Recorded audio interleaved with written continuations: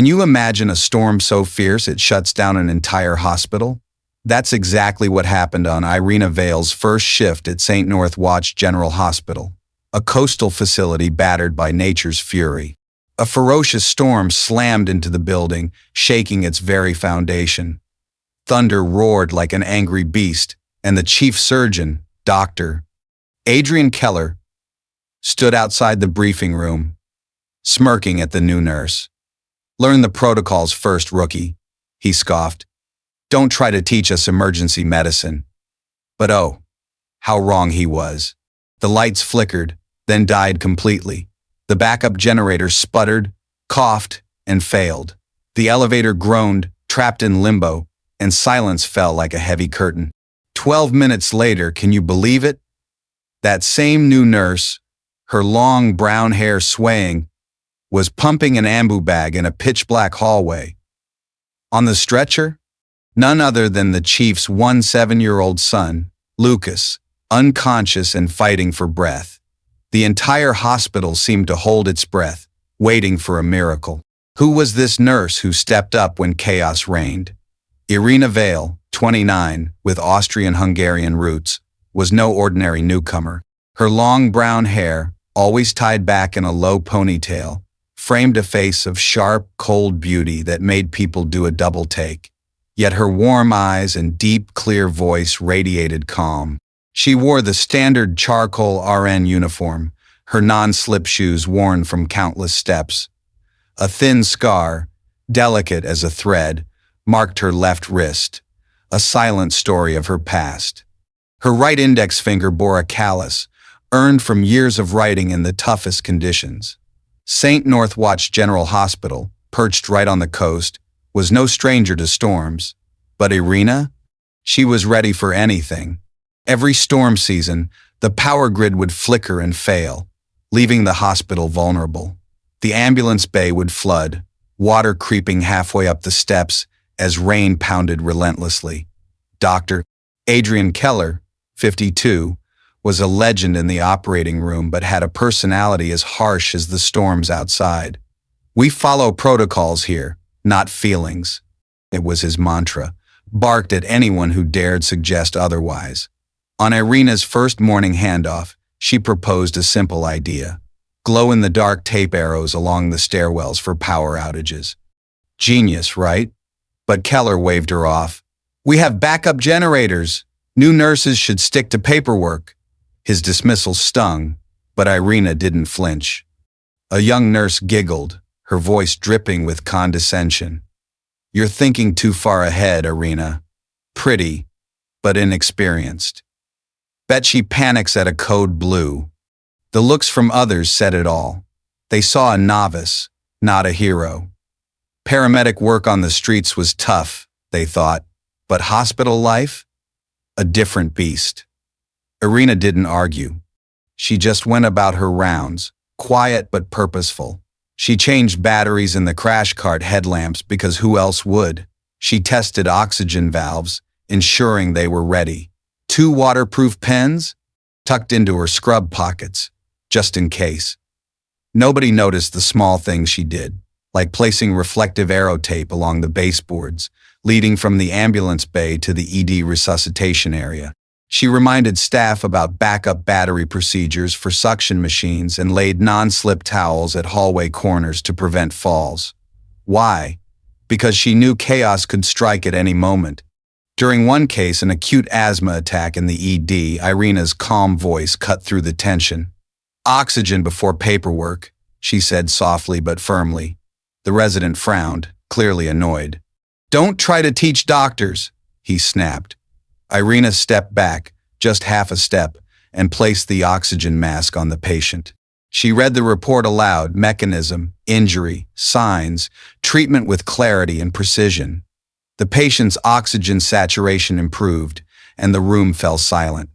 No one said a word, but Irina's actions spoke louder than any argument ever could. That afternoon, dark clouds loomed, pressing down on the hospital like a warning. The wind shifted, hitting the building sideways. Irina tilted her face up for a fleeting moment, listening to the rain gutters choking in an uneven rhythm. Could the backup generator handle this storm? She wasn't so sure. Slipping glow in the dark tape into her pocket, she prepared for the worst. At shift's end, Dr. Keller glanced at her checklist and scoffed. We don't need low-lighting zone division or corridor management like we're running a coffee shop. This hospital has procedures. The room erupted in forced, awkward laughter. Irina offered a thin smile. I believe in procedures, sir, but I also prepare for when they fail. Her words hung in the air, bold and unshaken. That night, alone in her small apartment, Irina pulled a worn piece of parachute fabric from her wallet. Embroidered in faded thread was 7:19, the exact time she'd once opened a corridor for a team to escape through Korov Pass. She never spoke of that day, but before every storm shift, she touched the fabric, a quiet ritual. Why? Because she knew the difference between life and death could be as simple as knowing the way in the dark. The rain began at 7:10 p.m., the tide rising, water flooding the ambulance bay.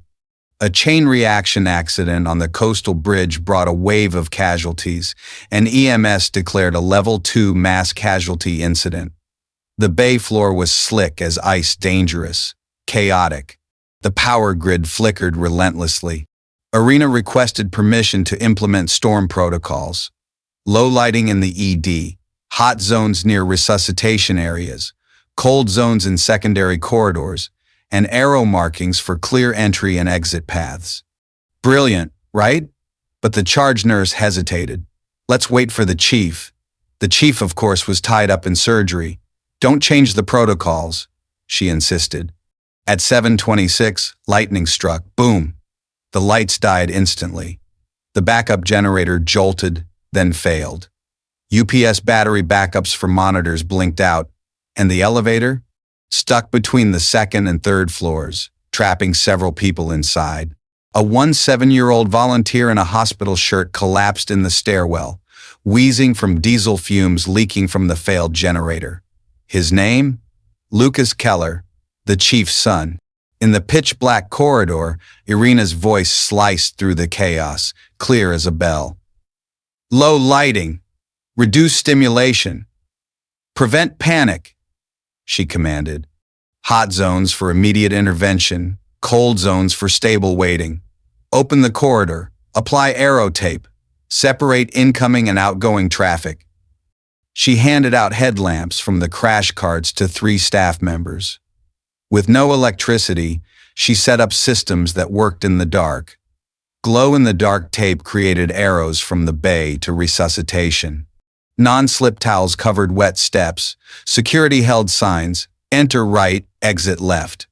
A patient arrived, struggling to breathe, but monitors were dead. No oxygen saturation readings? No problem. Irina placed an oxygen mask and counted chest rises by sight, 12, 14, up to 18 per minute. The second patient had a bleeding thigh wound quick as a flash. She applied a tourniquet, writing the time on the bandage with her waterproof pen. A third patient, in cold shock, was wrapped in space blankets and moved to the cold zone. Efficiency and chaos, how does she do it? Then, urgent news from security. The elevator's stuck, a kid's inside, wheezing, face turning blue. Irina didn't hesitate, racing to the elevator. The cabin was pitch black, reeking of diesel fuel. Lucas was inside, his breaths harsh and labored, lips purple, hands trembling. 2 medical students were panicking, and a nurse pounded uselessly on the doors. Listen to me. Irina's voice was calm but firm. No flames. Keep lighting low. She checked Lucas's neck and chest, noting intercostal retractions and prolonged expiration, an asthma attack triggered by diesel fumes. No time for paperwork. She inserted a nasopharyngeal airway tube, lifted his chin, and grabbed a bag valve mask and portable oxygen tank from the crash cart. Without monitors, she counted chest compressions by sight. Breathe with me! 1, 2, 3! A family member flicked a lighter to see better disaster waiting to happen. Irina gently grabbed their wrist, bending it just enough to make them drop it. No flames near oxygen, she warned, her voice clear and commanding. To security? She barked. Get the technical team to pry open the door with crowbars. Call ED for a nebulizer and epinephrine IM. Don't wait for the generator. Turning to Lucas, she softened. Look at me, Lucas. Breathe. Dr. Keller came running, his face pale, hands shaking. Lucas, he gasped, freezing when he saw Irina pumping the ambu bag, coordinating like a battlefield commander. Let me, he began, but Irina cut him off, her voice steady. Airway first, doctor. Hold his head tilted left, please. The elevator door was pried open a crack, but smoke poured in, making Lucas wheeze harder, his lips deepening to a terrifying purple. Irina assessed quickly. Probable bronchospasm with a mild allergic reaction. She grabbed her waterproof pen and scrawled EPI 0.3 IM right thigh on her wrist, in bold letters, clear instructions for anyone who arrived later. The smoke thickened, flashlights and phone lights casting chaotic shadows in the hallway. Lucas's breathing grew more labored. Going beyond protocol, Irina called out, I need epinephrine, 0.3 milligram intramuscular, and a nebulizer without albuterol now. Dr. Keller stared, fear and respect battling in his eyes. His son's life was in the hands of the nurse he'd mocked that morning. Can you imagine the weight of that moment? On Irina's left wrist, a thin red cord with 3 knots caught a medical student's eye. What's that? They asked. 3 blackouts. 3 people still breathing, Irina replied, pulling her sleeve down. The epinephrine arrived, and Irina guided a nurse through the injection into Lucas's right thigh, while administering albuterol via the bag valve mask with a special adapter. Dr. Keller held his son's head, his lips tight, eyes glistening with unshed tears. The elevator door was pried wider. Corridor protocol, Irina directed. Enter right, exit left, keep lighting low, no flames. A stretcher rolled in, and she kept pumping the ambu bag, steady as a metronome. 1, 2, 1, 2. Slowly, Lucas's chest retractions eased, his lips regaining color. Irina placed a hand on his sternum, feeling a steadier vibration. She nodded slightly, and Dr. Keller let out a shaky breath. I'm sorry about this morning, he whispered, voice breaking. Irina didn't look up. Talk later, doctor. Airway first, she said, focused on Lucas. In the resuscitation bay, with monitors dead and suction barely working, Irina organized the team like a maestro. One counted pulse every 30 seconds, another watched chest rise and fall, a third recorded medication times on wrist tape. Documentation later, she insisted. Breathing first. When diesel fumes triggered another bronchospasm, Irina switched to a PEEP valve on the bag valve mask, set to 2.4 centimeter of water pressure. Don't let the lungs collapse, she ordered, her voice unwavering. Dr. Keller watched, awestruck, like a student before a master. Then, Lieutenant Commander Marcus appeared with Dr. Miller from emergency medicine. Wind and breath over fear, Marcus said quietly, nodding at Irina. Keller's eyes widened. You know her? Marcus nodded. She's no soldier of yours, but twice my team made it home because of her. Low light zone division corridor protocols. He glanced at Irina's red cord. Ghost 11, Koroff Pass, 7:19 hours. Radio dead. She opened a corridor with glow tape and 3 commands. The room fell silent. Keller's lips trembled. You saved my son? Irina shook her head. The team saved him. I just kept the path open. She met his gaze. I'm sorry for being stubborn this morning, but when power dies, protocols go silent. The corridor must speak. As auxiliary power flickered on, Irina sketched a diagram on a wet tarp. Oxygen before paperwork, hot and cold zones, non-crossing arrows. We don't need heroes, she said. We need clear paths. Keller, humbled, asked, What's first tomorrow? Irina's answer was swift. Glow arrows in all stairwells. Practice low-light corridor drills every shift. Peep valves on every crash cart. Lucas opened his eyes, whispering, I heard your voice. In the dark. Keller squeezed his son's hand in Irina's, tears falling. Thank you. But there was more to Irina's story. A secret none in the hospital knew. Ghost 11 wasn't just a call sign, it was a classified military medical unit for combat casualty care in impossible conditions. Irina wasn't just a nurse, she was a field medic trained to make life or death calls when systems failed. She'd served in 3 conflict zones, reading vitals by touch, performing procedures by headlamp, keeping teams moving amid chaos. Her red cord? 3 knots for 3 blackout missions where her protocols saved lives. Koroff Pass was the worst. A medical convoy ambushed, radios jammed, 12 wounded soldiers trapped in a canyon. For 4 hours, Irina coordinated their evacuation with glow tape, hand signals, and 3 principles. Low lighting to prevent panic, hot and cold zones to prioritize care, and corridor management to guide the way. Every soul survived, but Ghost 11 operations were top secret. To the hospital, Irina was just a nurse with uncanny crisis skills. Her training had been brutal 18 months in darkness, treating wounds by touch, managing teams without radios in flooded tunnels and disaster zones. Most recruits broke under the pressure, but Irina? She thrived. When lights went out, she grew calmer. When chaos erupted, she found clarity. Her instructors called it dark vision.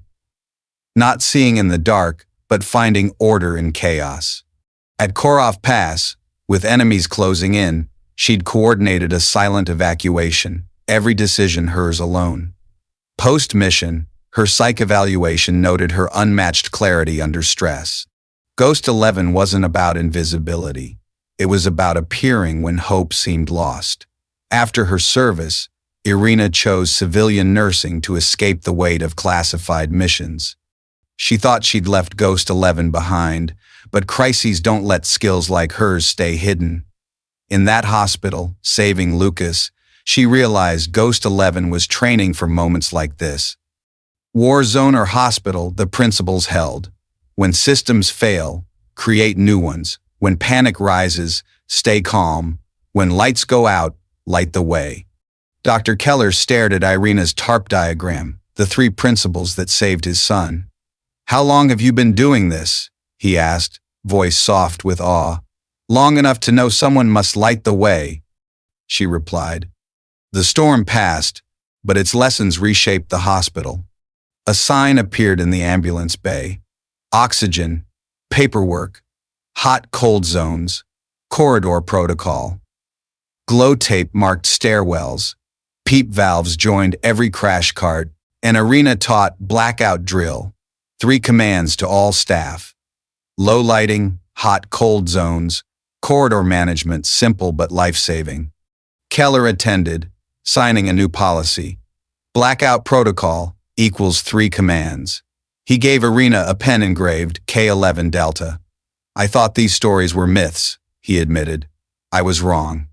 The young nurse who'd mocked Irina brought her tea, whispering, You were right.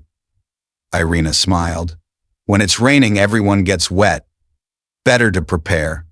Lucas, back as a volunteer, left a red cord with 3 knots in the pen holder, note attached. 3 knots. Breathe. Look. Separate. The hospital's culture shifted, staff took drills seriously, studied what to do when protocols failed, and listened to new voices. Expertise, they learned, doesn't always wear a title. Sometimes, it's a quiet nurse who's faced the dark and knows the light. Irina kept her routines, checking equipment, carrying pens, making small improvements. Now, people listened. Her red cord stayed visible, a reminder. In every crisis, there's someone with the skills to help, if given a chance. When lights go out, titles fade, breath and clear paths matter most. Irina didn't argue or confront. She opened the right corridor at the right moment. Her three commands, low lighting, hot cold zones, corridor protocol, weren't complex, but they worked in any crisis, from hospitals to corporate chaos. Preparation isn't about predicting disaster, it's about systems that hold when everything fails. Irina wasn't the smartest or highest ranking. She was the one who stayed calm, thought ahead, and acted. In your life, blackout moments will come when systems fail, when leaders falter. Will you be ready? Irina carried pens because communication matters when power dies. She read vitals by touch because machines fail. She studied corridors because clear directions trump chaos. What's in your pockets? What skills are you honing for the crises you hope never come? When the lights go out, someone must stay calm, prioritize help over rules, and keep the path clear. The darkness doesn't care about titles, but it cares if you're ready. If this story moves you, share it. These are the tales worth telling, real people, real courage. No AI here. Can you feel the weight of a father's regret? Dr. Adrian Keller's voice trembled as he whispered, "I'm sorry about this morning in the briefing." But Irina Vale, eyes locked on her patient, didn't waver. "Talk later," she said sharply. "We get him to resuscitation first. Airway is everything." In the darkened resuscitation bay of St. North Watch General Hospital, with monitors dead and backup suction barely wheezing, Irina took charge like a beacon in the storm. She organized the team with precision. One person counting Lucas's pulse every 30 seconds. Another watching his chest rise and fall. A third scribbling medication times and nebulizer treatments on tape stuck to their wrist. "Documentation can wait," she declared. "Breathing comes first." Can you imagine the tension? Lucas, the chief's 17-year-old son, was fighting for every breath, and Irina was the calm in the chaos. When diesel fumes crept into the bay, triggering another bronchospasm, Irina didn't flinch.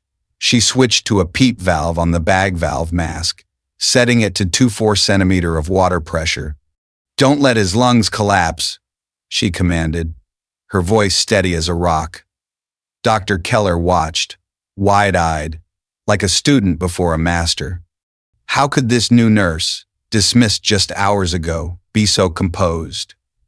Then, Lieutenant Commander Marcus arrived with Dr. Miller from emergency medicine, his voice low but reverent. "Wind and breath over fear," he said, nodding at Irina. Keller's jaw dropped. "You know her?" he asked, stunned. Marcus nodded. "She's no soldier of yours, but twice my team made it home because of her. Her low light zone division corridor protocols, they're lifesavers." Marcus's gaze fell on the thin red cord tied with 3 knots on Irina's wrist. "Ghost 11, Korov Pass, 7:19 hours, he said softly. "Radio dead," yet she opened a corridor with glow tape and 3 simple commands. The resuscitation room fell silent, the weight of his words sinking in. Keller stood taller, his lips trembling. You saved my son?" he stammered, voice cracking with emotion. Irina shook her head, humble as ever. "The team saved him. I just kept the path open." She met his eyes, unflinching. "I'm sorry for being stubborn this morning, but when the power dies, protocols go quiet. The corridor has to speak." As auxiliary power flickered on, casting dim light on the chaos, Irina grabbed a wet tarp and sketched a diagram. Oxygen before paperwork, hot and cold zones to separate urgent cases from those who could wait, and corridor arrows that never crossed. "We don't need heroes," she said passionately. "We need clear paths." Keller, humbled, asked the crucial question, "What do we do first tomorrow?" Irina's answer was swift and certain. "Glow arrows in every stairwell, low-light corridor drills at every shift's end, PEEP valves on every crash cart."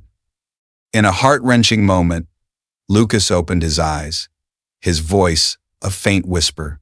I I heard your voice in the dark. Keller bowed his head, tears streaming as he squeezed his son's hand in Irina's. Thank you, he choked out, overwhelmed with gratitude. But oh, there was so much more to Irina's story that no one in the hospital could have guessed. Ghost 11 wasn't just a nickname, it was a designation from a classified military medical unit trained for combat casualty care in the most impossible conditions.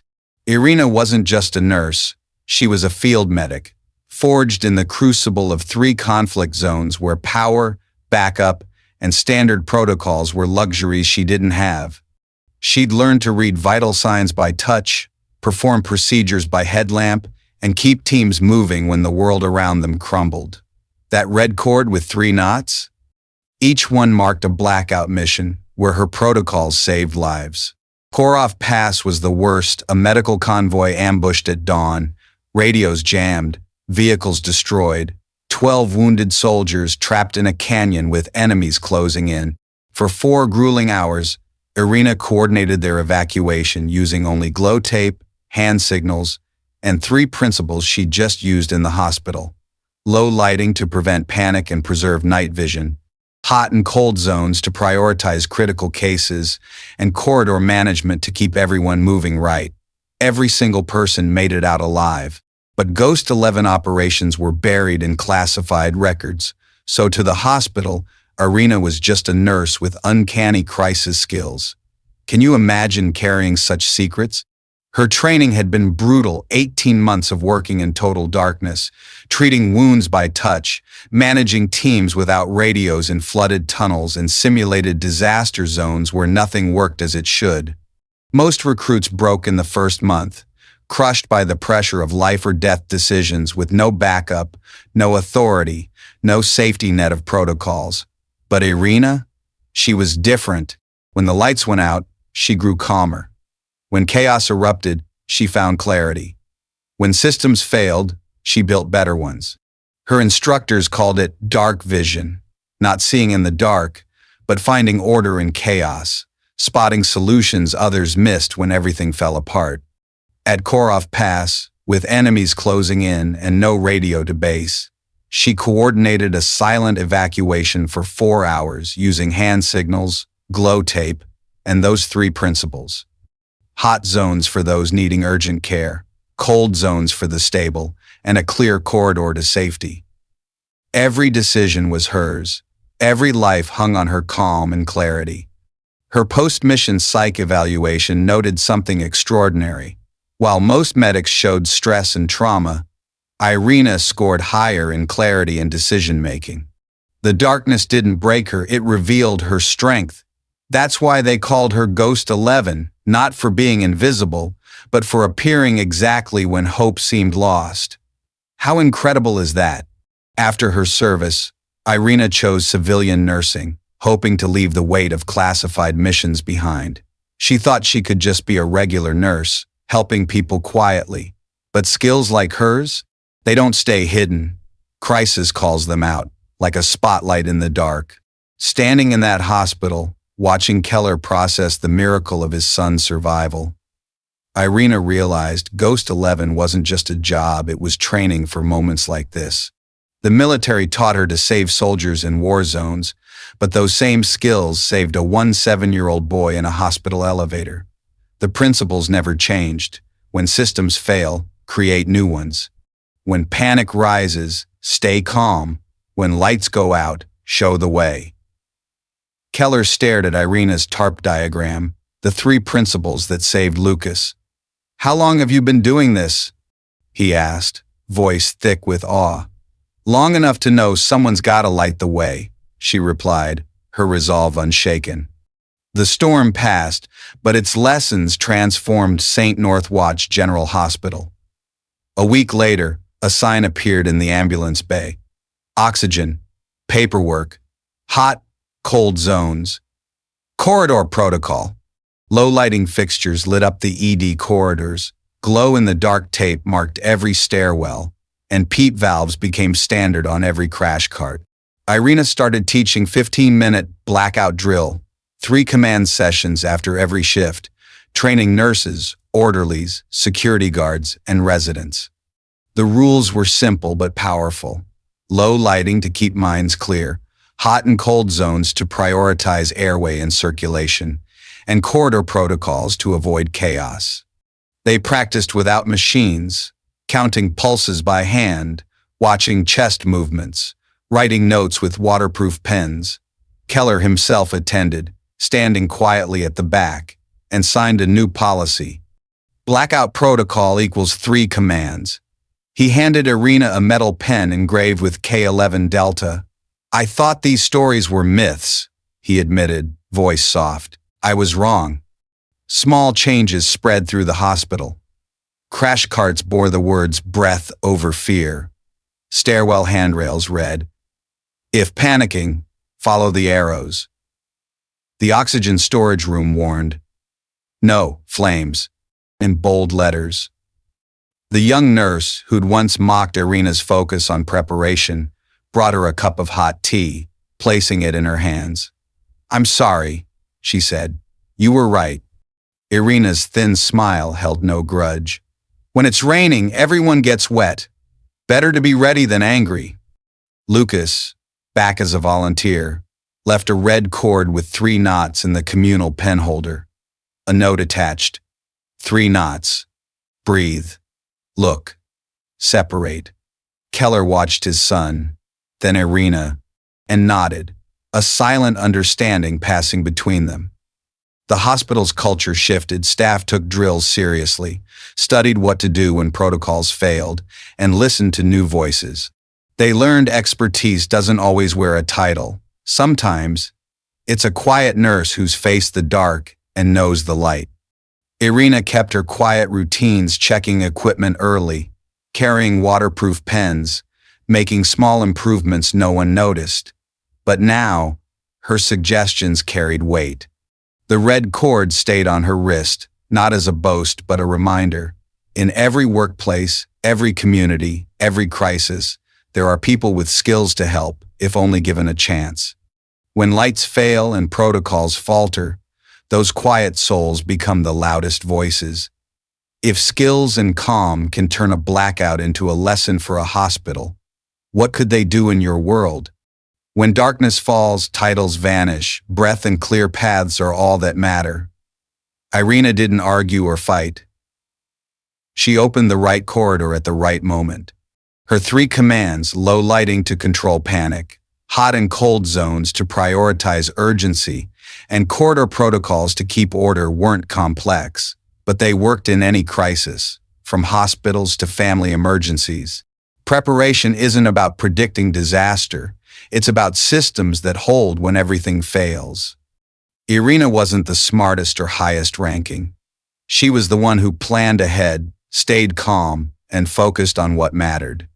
You'll face blackout moments when systems crash, technology fails, or leaders falter. Will you be ready? Irina carried pens because communication matters when power dies. She read vitals by touch because machines break. She mastered corridors because clear directions beat chaos every time. What's in your pockets? What skills are you building for crises you hope never come? When the lights go out, someone must stay calm, put help before rules, and keep the path clear. The darkness doesn't care about your title, but it cares if you're ready. If this story touches your heart, share it. These are stories of real courage, told by real people, not AI.